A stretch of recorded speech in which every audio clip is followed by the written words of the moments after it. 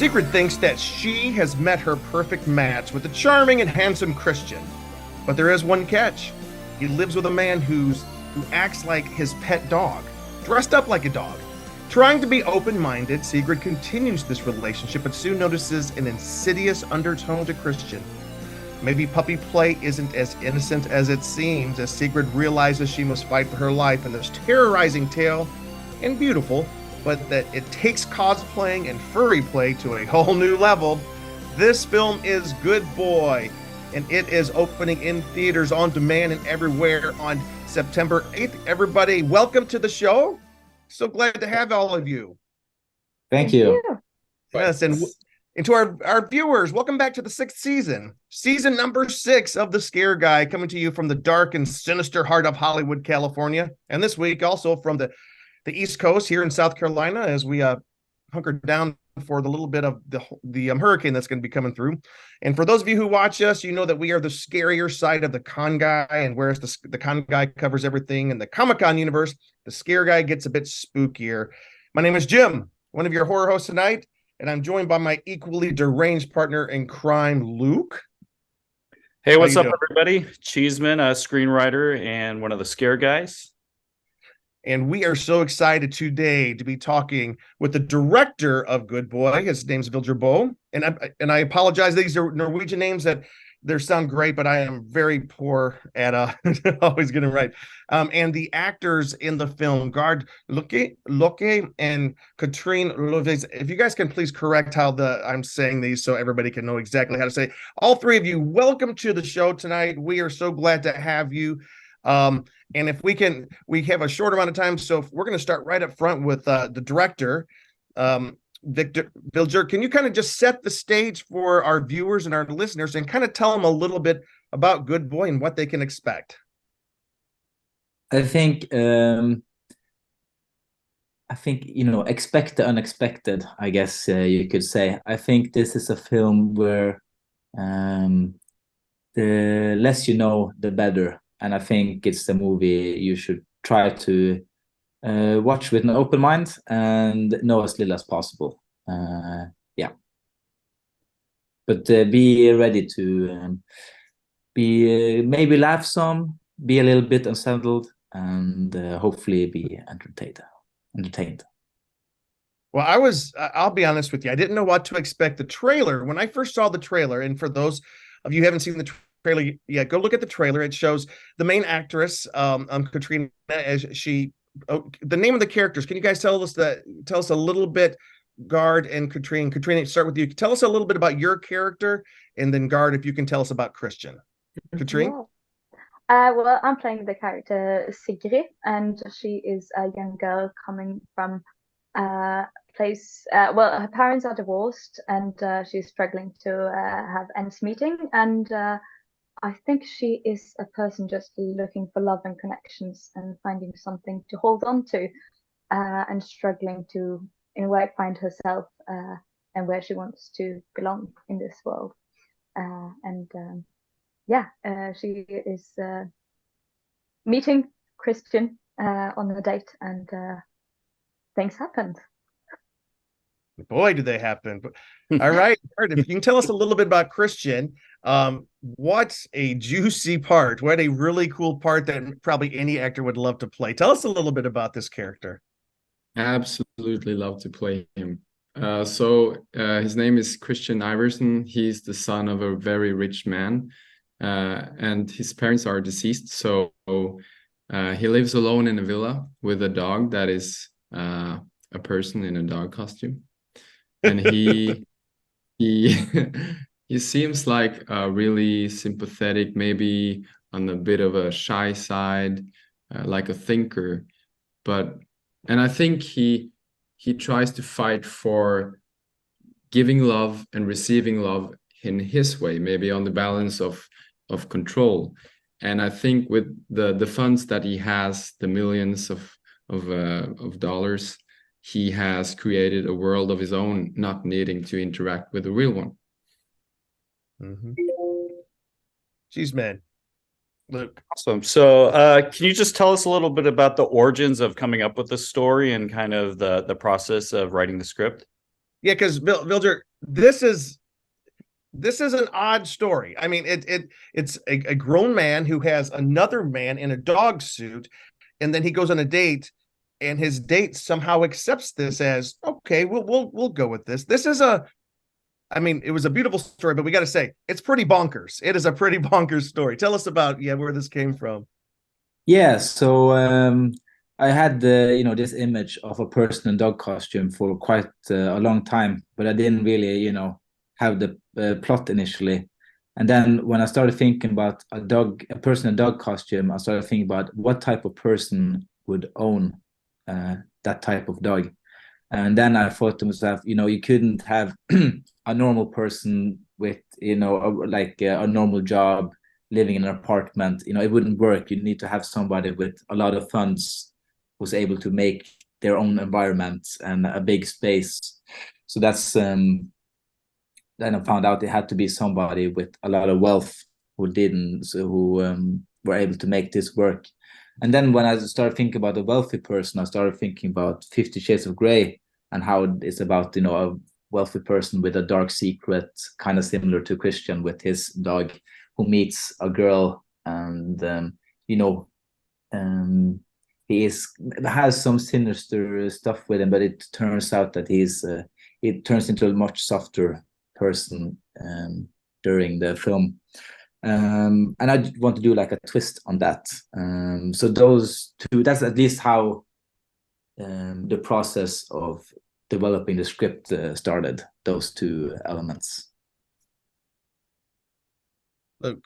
Awesome. Now, there was definitely kind of like a short mention of like watching a Hitchcock movie, and the Christian character had a little bit of that like Norman Bates kind of vibe to him, because super friendly, but then there's another side to him.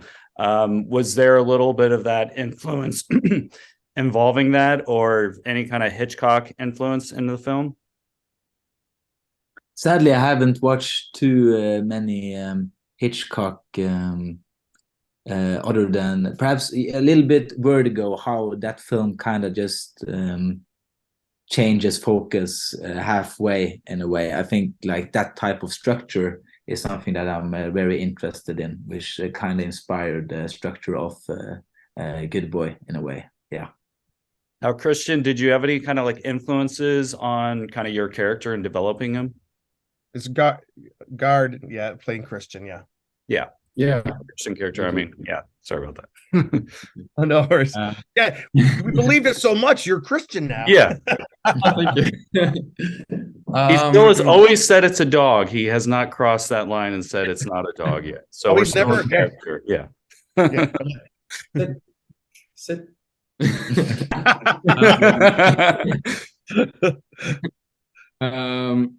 I have a lot of influences just as being an actor.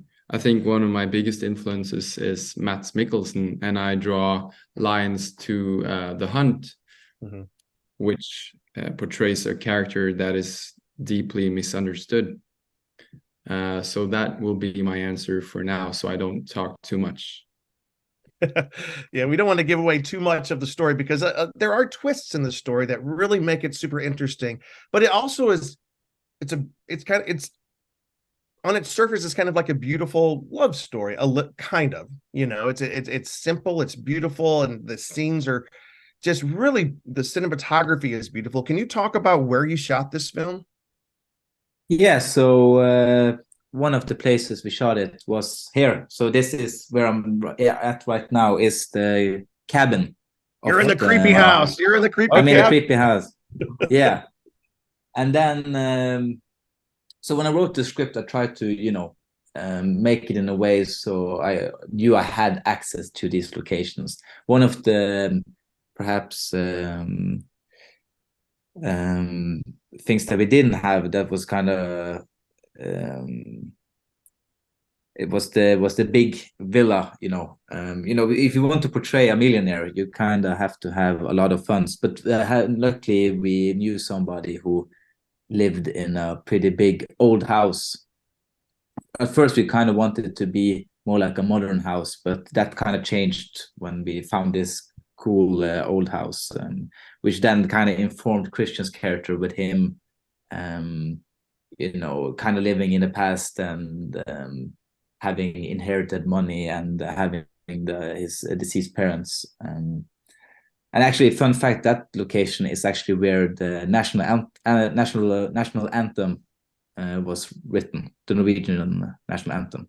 Oh, okay. So that's a little trivia on Yeah. that. So yeah, so it was important to find location. Also, you know, we used only natural lighting, so it was important to find locations that was naturally beautiful and had windows and access to ways to light the scene that wasn't, you know, film lights, because we wanted to have a more of a natural, a little bit documentarian look.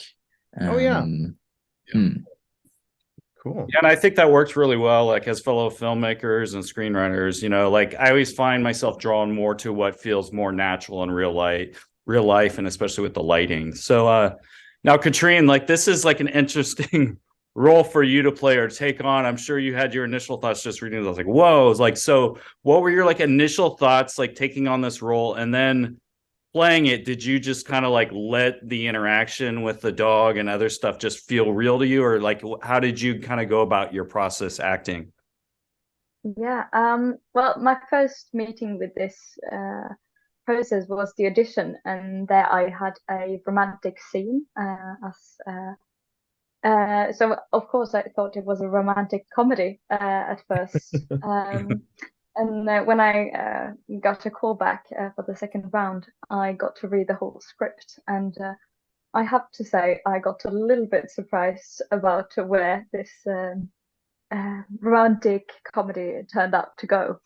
But it was a pleasant surprise though, because it shows how like much creative space Viljar has, and he is breaking some film laws in a way with this, and it was very intriguing to see how much we could play with this role as well, and with this film.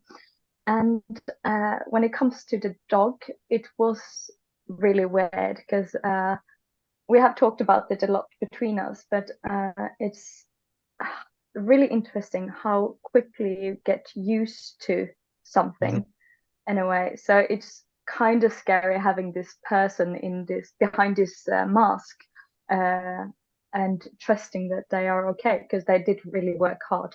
There were two persons playing their dog, but being like, are you all right? Is this all right for you that I'm behaving towards you like if you were a dog?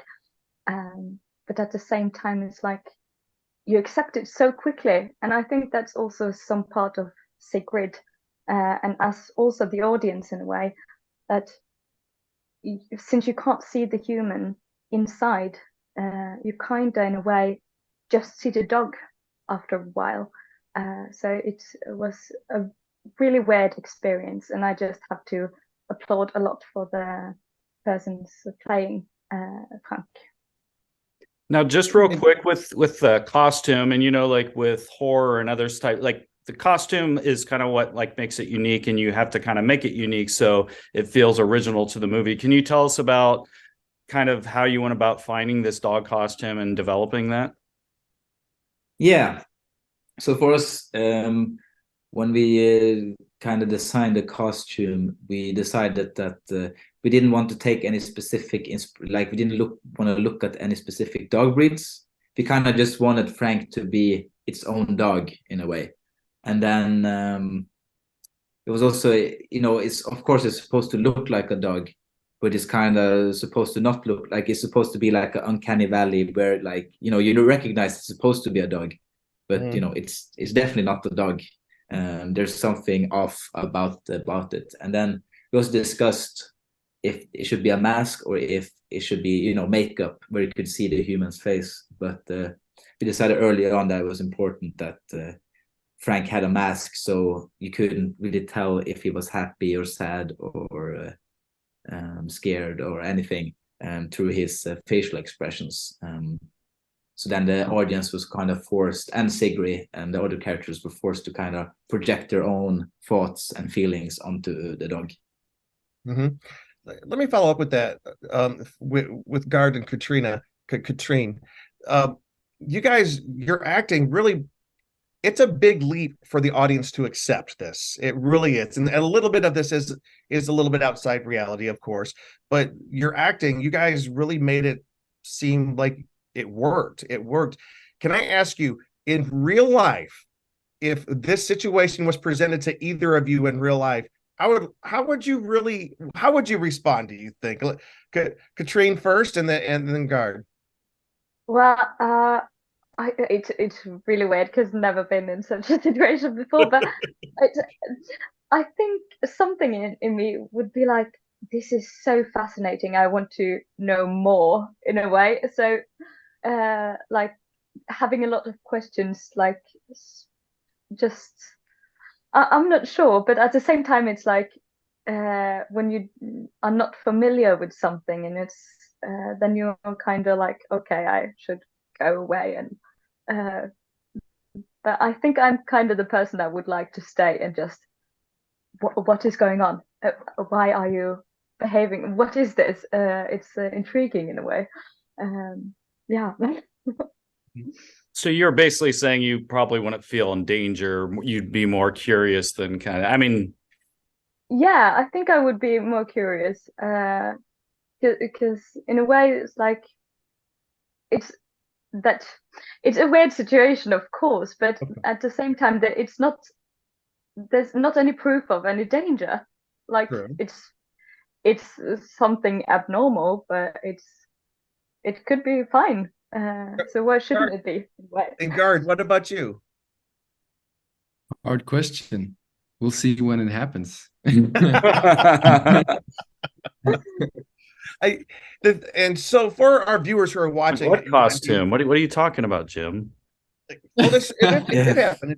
And so for the viewers who are watching who might be thinking, this sounds more like a comedy, there are some comedic moments, but I do want to assure everybody the film does, it gets very, very tense, very scary, and it deals with subjects of stalking, isolation, obsession, and it gets extremely scary. So can I ask both Gard and Katrine, how did you guys prepare for the emotional intensity of especially the last third of the film when it gets heavy, super scary, super thriller? So and maybe Gard first, because your character, I don't want to give any away, but your character does take a turn for a different type of character. So how'd you prepare for that?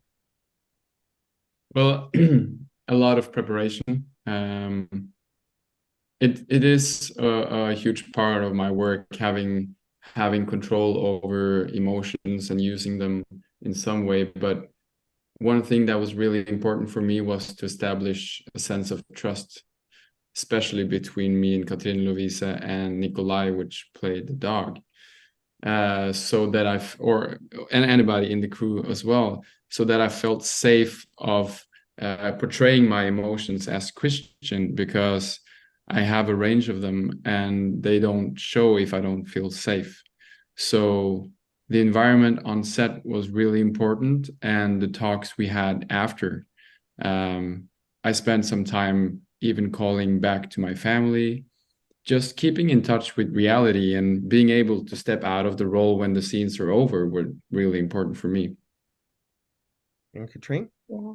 Yeah, same. The trust between me and Gard was really, really important, and also having Viljar taking care of us, and we could trust him that he was getting what he wanted, and then also that he trusted us to manage to do this. And it was also very nice that getting to know Gard outside of him playing Christian, because then it was when we were ending the shoot, we could give each other a hug and just connect to the real world again. And